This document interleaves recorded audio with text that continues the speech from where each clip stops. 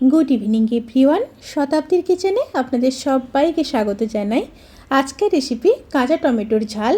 হাতে সময় কম থাকলে আর মুখরোচক কিছু খেতে ইচ্ছে করলে এই রেসিপিটি খুব সহজে এবং খুবই সামান্য উপকরণে বানিয়ে ফেলতে পারেন। টক ঝাল মিষ্টি এই পদটি গরম ভাতে অসাধারণ লাগে। রেসিপিটি বানানোর জন্য আমি এখানে বাড়ির গাছের টমেটো ব্যবহার করেছি। এখানে আমি প্রায় 500 গ্রাম টমেটো নিয়ে নেব। টমেটোগুলোকে তুলে নিয়েছি, এবার ধুয়ে কেটে নেব। টমেটোগুলোকে এইভাবে একটু মিডিয়াম সাইজ করে কেটে নিতে হবে। সমস্ত টমেটোগুলোকে কেটে নিয়েছি। এই রেসিপির জন্য একটা মশলা রেডি করে নেব। তার জন্য নিয়ে নিয়েছি 2 চামচ কালো সর্ষে। এই রেসিপিটা কিন্তু কালো সর্ষেতে করলে বেশি ভালো হয়, চেষ্টা করবেন কালো সর্ষে দিয়ে করার। আর দিয়ে দিলাম 2 চামচ পোস্ত, 2টো কাঁচা লঙ্কা, আর দিয়ে দেব খুব সামান্য লবণ। পেস্ট করার সময় অবশ্যই লবণ আর লঙ্কা দেবেন, তাতে করে সর্ষে আর তেতো হবে না।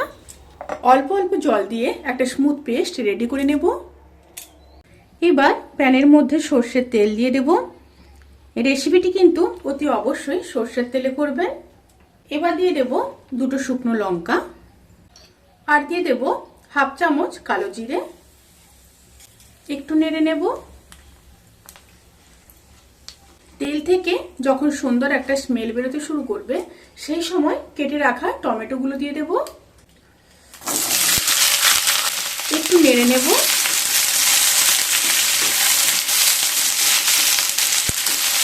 এবার দিয়ে দেব পরিমাণ মতো লবণ, আর দিয়ে দেব 1/2 চামচ হলুদ গুঁড়ো। দিয়ে আবারও খুব ভালোভাবে মিশিয়ে নেব।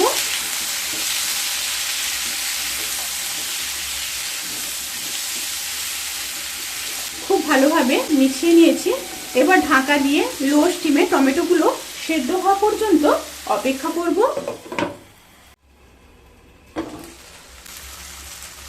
টমেটোগুলো কিন্তু খুব সুন্দরভাবে সেদ্ধ হয়ে গেছে। এবার বেটে রাখা সর্ষে পোস্ত দিয়ে দিলাম। এবার খুব ভালোভাবে মিশিয়ে নেব।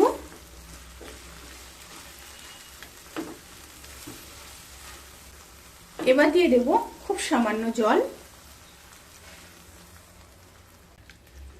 জল দিয়ে আবারও খুব ভালোভাবে মিশিয়ে নিচ্ছি। এবার ফুটে আসা পর্যন্ত অপেক্ষা করব। তরকারিটা ফুটে এসছে।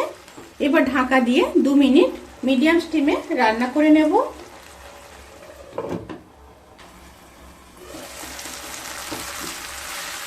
রান্নাটি প্রায় হয়ে এসছে। এবার নামানোর আগে 1 চামচ চিনি দিয়ে দেব। অবশ্যই দিতে হবে টেস্ট ব্যালেন্স করার জন্য।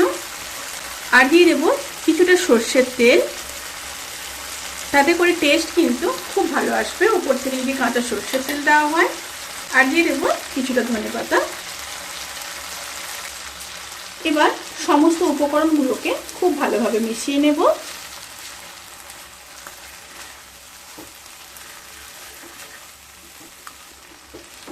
খুব ভালোভাবে মিশিয়ে নিয়েছি। এবার গ্যাসের ফ্লেমটাকে অফ করে দেব। অফ করে ঢাকা দিয়ে 10 থেকে 15 মিনিট স্ট্যান্ডিং টাইমে রেখে তারপর সার্ভ করব। রেসিপিটি কেমন লাগলো প্লিজ কমেন্ট করে জানাতে কিন্তু ভুলবেন না। যদি ভালো লেগে থাকে তাহলে সাবস্ক্রাইব করে পাশে থাকা বেল আইকন প্রেস করে নোটিফিকেশন অল করে রাখবেন, তাতে করে আমি যত রেসিপি দেব সমস্ত লিঙ্ক আপনাদের কাছে পৌঁছে যাবে। আপনারা সবাই ভালো থাকবেন, সুস্থ থাকবেন, সাবধানে থাকবেন। আজকের মতো এই পর্যন্ত। পরের ভিডিওর জন্য অপেক্ষা করুন। টাটা।